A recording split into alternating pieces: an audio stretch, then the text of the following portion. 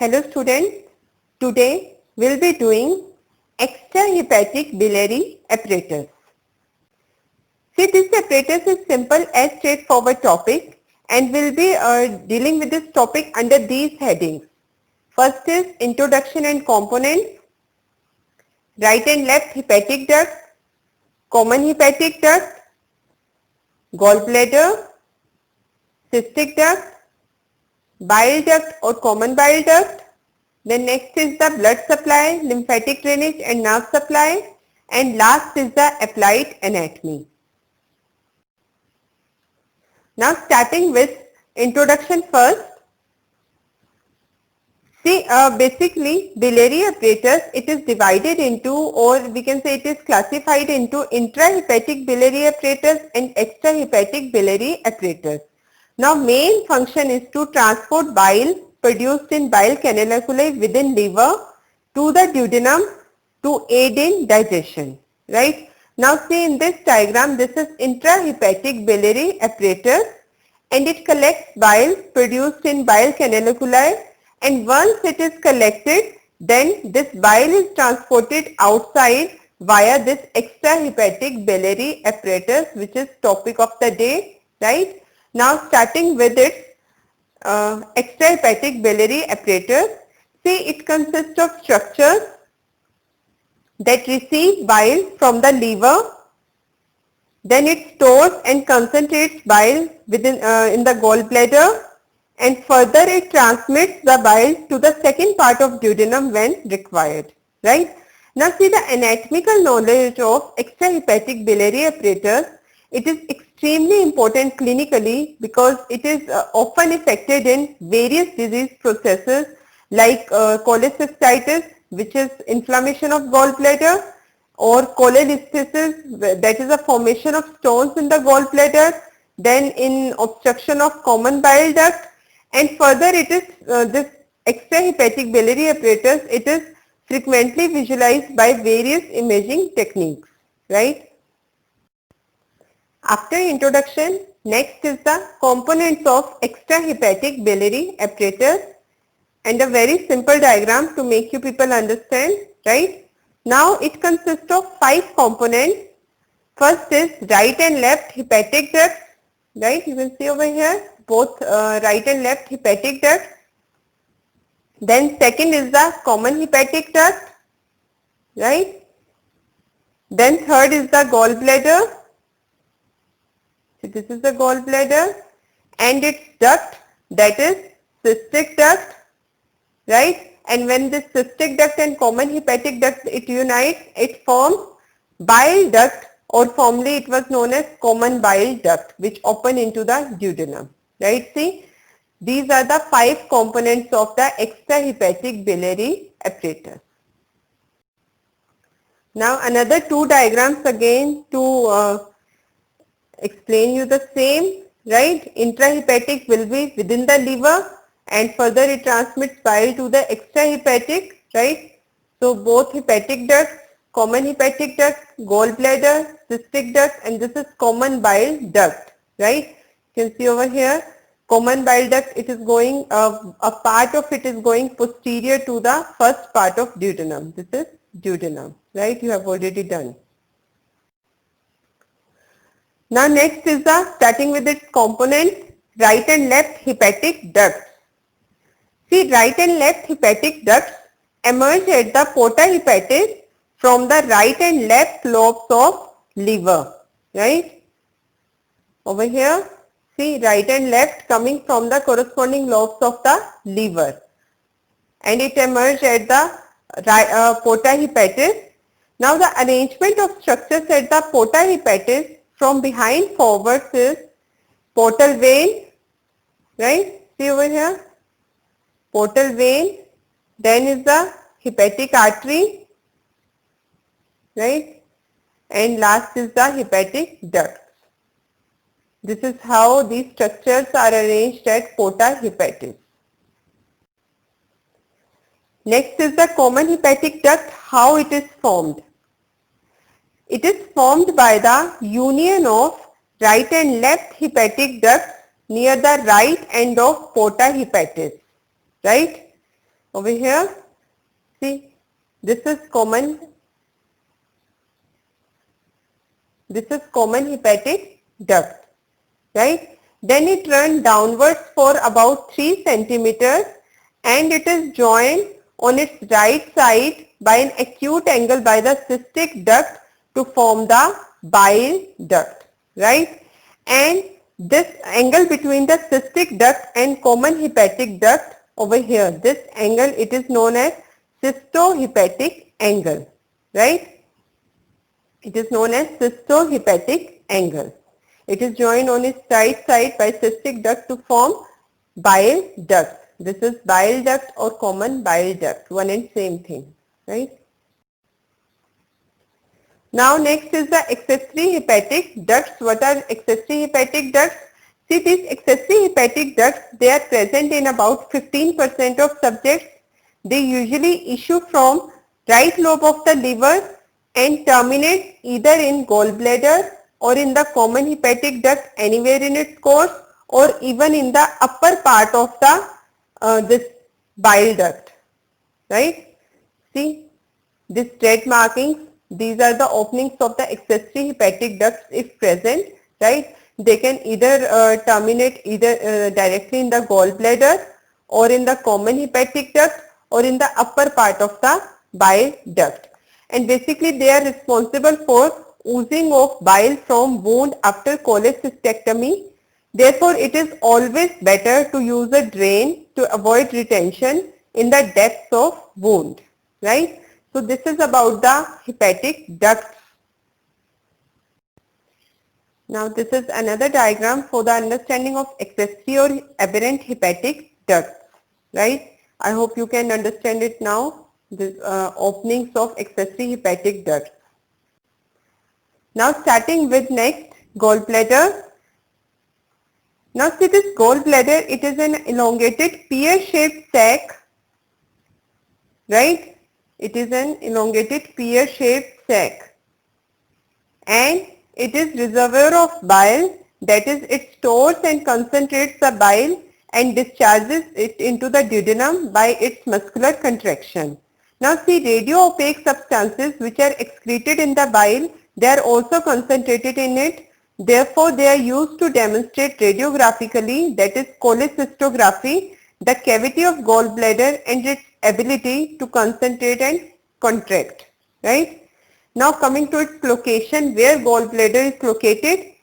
See, it lies in the fossa for gallbladder on the inferior surface of the right lobe of the liver. Over here you can see along the right edge of quadrate lobe, right? This is about the location of gallbladder. Now see, this gallbladder, it is usually attached to the liver substance by connective tissue and has venous communications with it.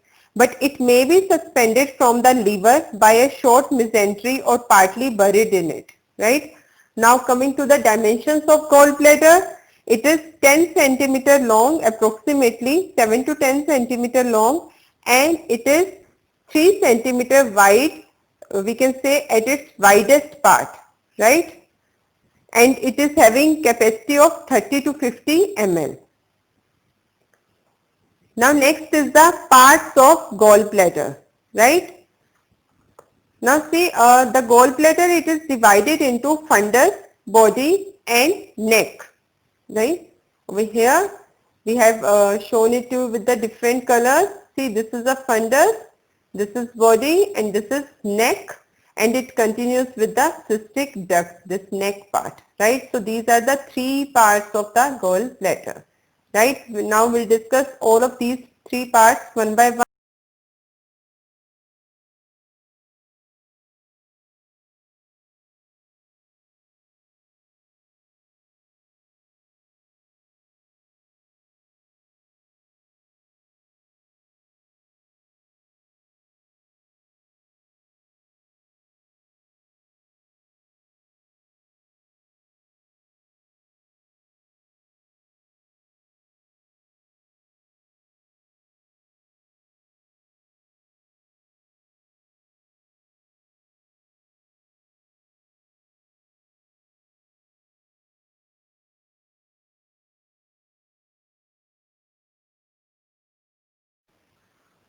Next is the body of gallbladder. The body, it lies in the fossa for gallbladder on the liver, right? Over here. This is the posterior inferior aspect of the liver. See, it lies in the fossa for gallbladder on the liver. Now the upper narrow end of the body, it is continuous with the neck at the right end of porta hepatis, and the superior surface of the body, it is devoid of peritoneum and it is adherent to the liver, right? Another diagram for this to understand the relations of the body. See, superior surface, it is devoid of peritoneum and it is adherent to the liver, right? But when we talk about the inferior surface, it is covered with peritoneum and it is related to the beginning of the transverse colon, right? So this is the transverse colon, its beginning, and to the first and second part of the duodenum. These are the things related on the inferior surface of the body of the gallbladder, right? So this is about the body of gallbladder. Next is the third and last part of gallbladder, that is neck of gallbladder, right? Now see this neck, it is the narrow upper end of gallbladder, right? See over here, this is the narrow upper end of gallbladder and it is situated near the right end of porta hepatis, right? Then see it first curve antero-superiorly and then it curves postero-inferiorly to become continuous with the cystic duct over here. It becomes continuous with the cystic duct and its junction with the cystic duct, it is marked by a constriction, right? Now again coming to the relation superior-inferior. Superiorly, the neck is attached to the liver by areolar tissue in which cystic vessels are embedded. Inferiorly, the neck is related to first part of duodenum, right? Now see the mucous membrane of neck, it is folded spirally to prevent any obstruction of to the outflow or inflow of bile, right? Now next is the Hartmann's pouch. What is it? The posteromedial wall of the neck, it is dilated outwards to form a pouch. It is known as Hartmann's pouch, which is directed downward and backward, and gallstones may lodge in this pouch, right? So this is about the gallbladder and its three parts. Now coming to the cystic duct. Cystic duct is about 3 to 4 centimeter long. It begins at the neck of the gallbladder, right, over here.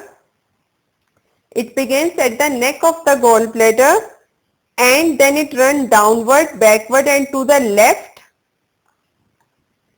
and it ends by joining the common hepatic duct at an acute angle to form bile duct, right, to form bile duct, right. Now see the mucous membrane of the cystic duct forms a series of 5 to 12 crescentic folds, you can see over here, right. They are arranged spirally to form the so-called spiral valve of Hister, spiral valve of Hister, and it is not a true valve, right. So this is about the cystic duct. It begins at the neck of gallbladder and ends by joining this common hepatic duct, further forms bile duct, right, and this is an acute angle and I have already told you it is cystohepatic angle, right, and there are few folds present in the cystic duct which are arranged spirally and these are known as spiral valve of Hister, right. Coming to the functions of gallbladder, first is storage of bile and its release into the duodenum when required. Then second is absorption of water and concentration of bile. See, the bile may be concentrated as much as 10 times. Then third is it regulates pressure in the biliary system by appropriate dilatation or contraction. And last is the See, normal gallbladder also absorbs small amount of a loose bile salt cholesterol compound, and when the this gallbladder is inflamed, the concentration function becomes abnormal and the bile salts alone are absorbed, leaving cholesterol behind. Now see, the bile salts have a powerful solvent action on cholesterol which tends to be precipitated, and it can lead to the formation of gallstones, right? Next is the fifth and last component of extrahepatic biliary apparatus, that is the most important, bile duct. Now see how bile duct is formed. It is formed by the union of cystic and common hepatic ducts near the porta hepatis, right? Dimensions, it is 8 centimeter long and 6 millimeter in diameter, right? Now we will have a look on this diagram. See, this is bile duct or common bile duct. It is formed by the union of cystic duct and common hepatic duct, right? 8 centimeter long, right? Now we'll talk about its course. See, the bile duct, it is divided into 4 parts. Supraduodenal part, in reference to duodenum only, yes. This is supraduodenal part, then this is retroduodenal part, then infraduodenal part and intraduodenal part, right? Now we discuss about the course of bile duct, right? Now see, the bile duct over here, the bile duct run downwards and backwards, first in the pre-margin of the lesser omentum, and this is known as supraduodenal part, right? Then further it goes behind the first part of the duodenum, here it is known as retroduodenal part, right? Then next is it lies behind or embedded in the head of the pancreas over here, and here it is known as infraduodenal part, right? So these are about the 3 parts. Coming to the 4th part. Now see, in this diagram, first we'll discuss, first we'll have a look on all the first 3 parts. Supraduodenal part, right? Then this is retroduodenal part, as it lies behind the first part of duodenum, hence it is made with these interrupted lines. Then third is the pancreatic portion, we can say, or another term is the infraduodenal part, right? Now coming to the last part, that is the intraduodenal part. See, near the middle of the left side of second part of duodenum over here, right? It comes in contact with the main pancreatic duct of Wiedsang, right, and accompanies it through the wall of the duodenum, and this is known as intraduodenal part over this side, right. So this is about the 4 parts of the bile duct. Next we will discuss about the relations of each part of bile duct. So starting with supraduodenal part. See, supraduodenal part, it lies in the pre-margin of the lesser omentum, and anteriorly it is related to liver. Posteriorly it is related to portal vein and epiploic foramen, and to the left it is related to hepatic artery. Now we'll see all these structures in the diagram, right? See over here, this is supraduodenal part, anteriorly lies the liver, posteriorly portal vein and epiploic foramen, and to the left this is hepatic artery, right? So this is about the relations of supraduodenal part. Next is the relations of retroduodenal part, that is which is lying behind the first part of the duodenum. Anteriorly, of course, is the first part of duodenum. Posteriorly, it is related with the inferior vena cava. See this one, here will be the inferior vena cava, and to the left it is related to gastroduodenal artery. This is gastroduodenal artery, right? Then relations of the third part of the bile duct, that is the infraduodenal or pancreatic part. See, anteriorly it is related to a groove in the upper and lateral part of the posterior surface of head of pancreas, and posteriorly again it is related to the inferior vena cava, right? Over here is this third part, infraduodenal or pancreatic part, right? See, this is the posterior view. This is the posterior view and it lies in a groove between the posterior surface of the head of pancreas and duodenum. Now coming to the last and fourth part of bile duct, that is intraduodenal part, right? Now see, this intraduodenal part, I'll show you over here, this one. See, this is the intraduodenal part within the duodenum. The course of the duct, bile duct through the duodenal wall is very oblique. Within the wall, the two ducts usually unite to form hepatopancreatic ampulla or ampulla of Vater. Right? Here is coming the pancreatic duct, main pancreatic duct of Wiedsang. And this is bile duct, right? And it is opening in the second part of the duodenum. Okay? And this is known as hepatopancreatic ampulla of Vater. The distal constricted part of the ampulla opens at the summit of major duodenal papilla, which you have already studied. It is 8 to 10 centimeter distal to the pylorus, right? So it opens at the major duodenal papilla. This one, this opening, this is major duodenal papilla. So this is about the relations of all the parts of bile duct. Now coming to the sphincters related to the bile and pancreatic ducts, right? So first is the sphincter choledochus. Now see, the terminal part of the bile duct over here, see this is bile duct, its terminal part is surrounded just above its junction with the pancreatic duct by a ring of smooth muscles. You can see the ring of smooth muscles that forms sphincter choledochus, that means related to the bile duct. This sphincter is always present and it normally keeps the lower end of bile duct closed, right? So as a result, bile formed in the liver keeps accumulating in the gallbladder and also undergoes considerable concentration. So when food enters the duodenum, especially a fatty meal, the sphincter opens and bile stored in the gallbladder is poured into the duodenum, right? This is about sphincter choledochus. Now coming to the second, that is sphincter pancreaticus. Now this is another less developed sphincter which is usually but not always present around the terminal part of the pancreatic duct. This is sphincter pancreaticus, right? And last is the sphincter ampulla. This is the third sphincter, surrounds the hepatopancreatic ampulla over here, right? And it is also called as sphincter of Oddi, this one, sphincter of Oddi, right? So this is about the three sphincters present at different locations, right, which are related to the bile and pancreatic ducts.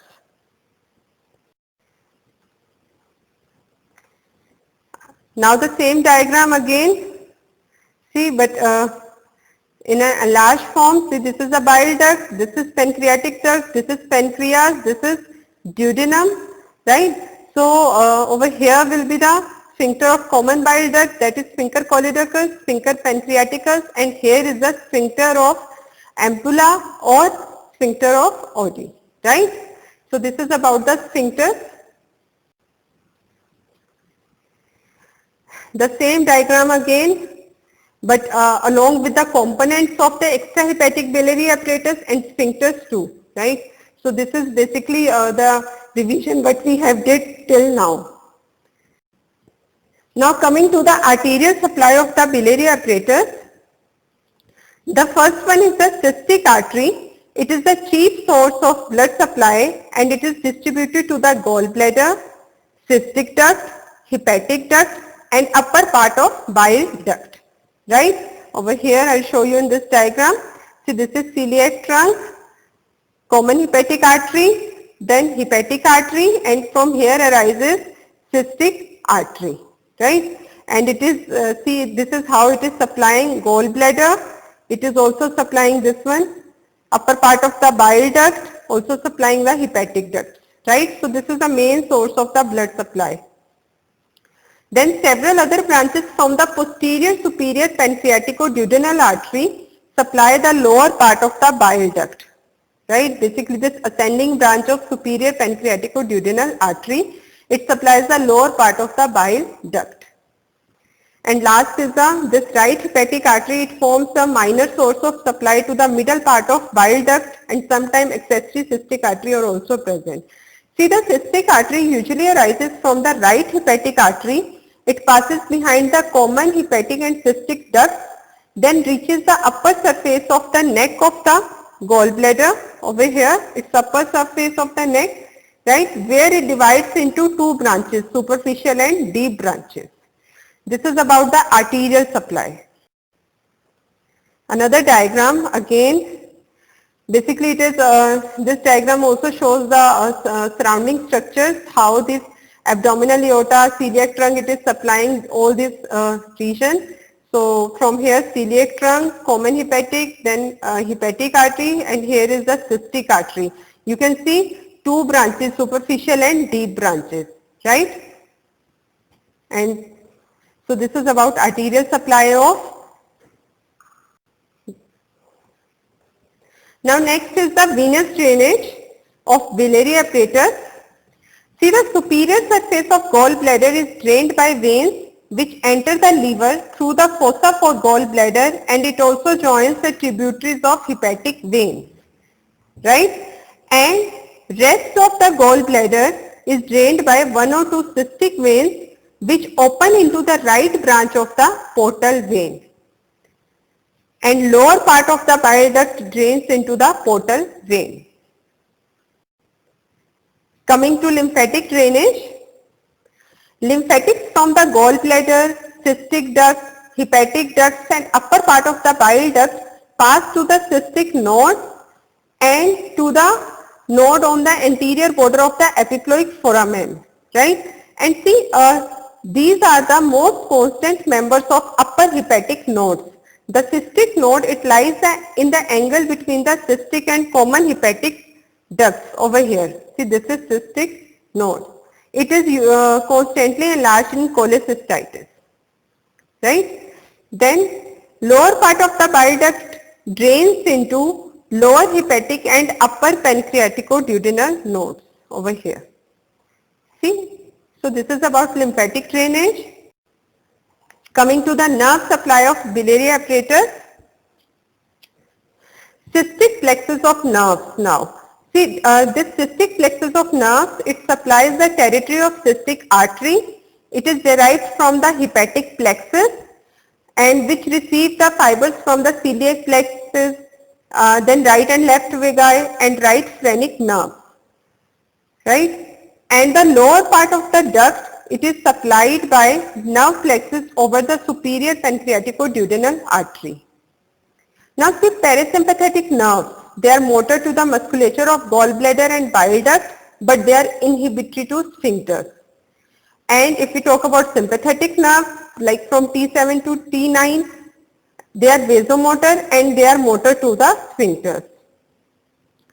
Now see, pain from the gallbladder may travel along the vagus, sympathetic nerve or phrenic nerve, and it can be referred to different sites through these nerves. Like through vagus, it can be referred to the stomach, like in the epigastrium region. Through the sympathetic nerves, it can be referred to the inferior angle of right scapula, right? See, lateral horn of T7 segment of spinal cord, it gives sympathetic fiber to celiac ganglion through greater splanchnic nerve.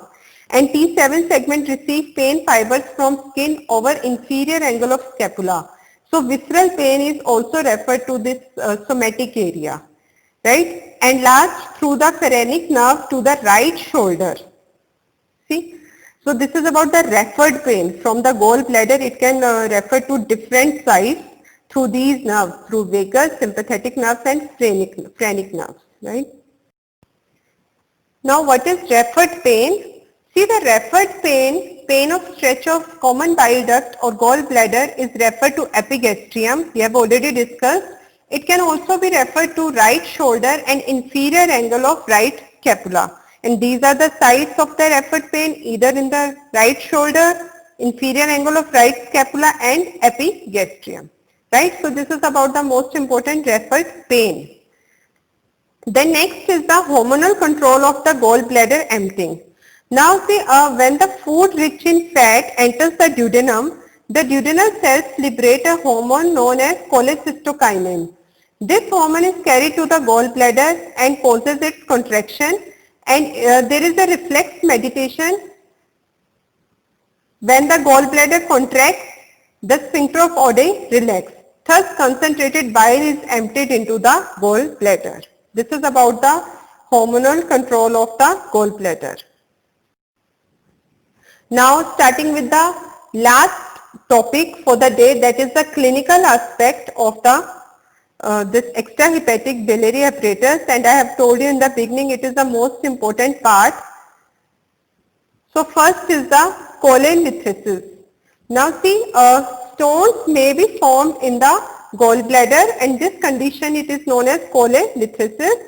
They typically occur in, see how this stones, they look like. This is the normal gallbladder and this is the inflamed because of the gallstones, right, and swollen mucosa over here.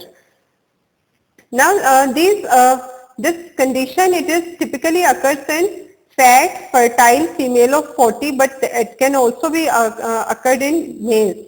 The stones, they are responsible for the time to time spasmodic pain called biliary colic, right? And in these cases, Murphy signs, it is of great diagnostic value. Now, what is Murphy sign? We'll discuss with the next slide, right? So, this is about the cholecystitis. Another diagram over here, because of the stones in the gallbladder, and ultimately it can obstruct the common bile duct. Now, second is the cholecystitis. Now, what is that? Inflammation of the gallbladder, it is known as cholecystitis. The patient complains of pain over the right hypochondrium radiating to the inferior angle of right scapula or to the right shoulder. So, gallstones, they are like this.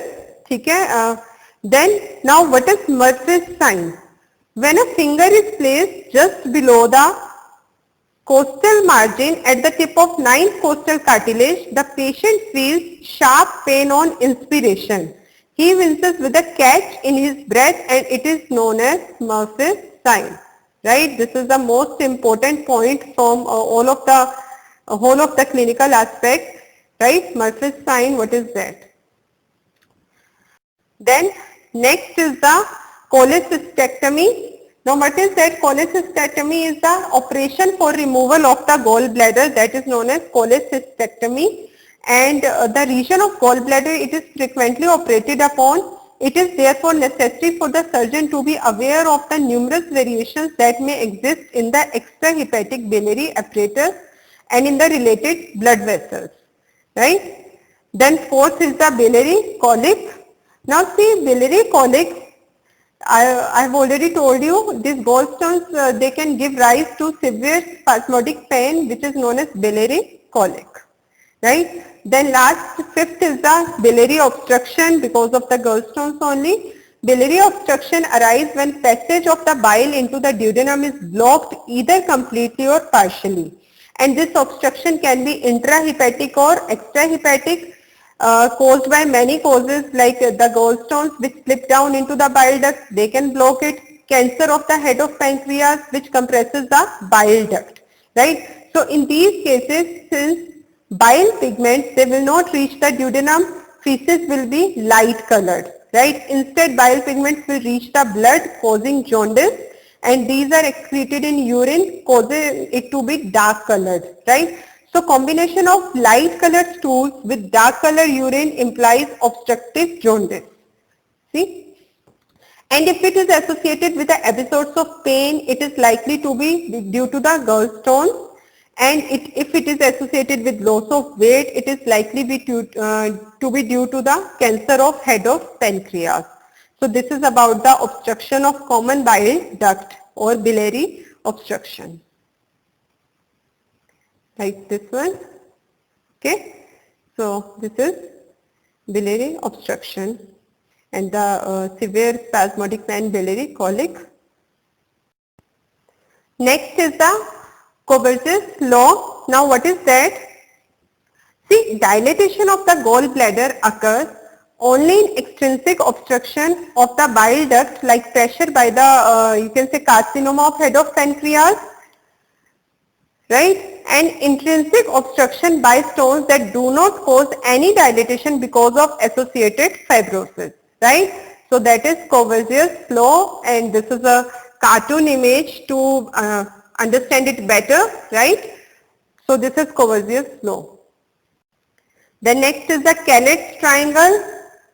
What is that last topic? And it is triangular space formed by, see, it is a triangular space over here formed by cystic duct, common hepatic duct and liver. Which part of liver?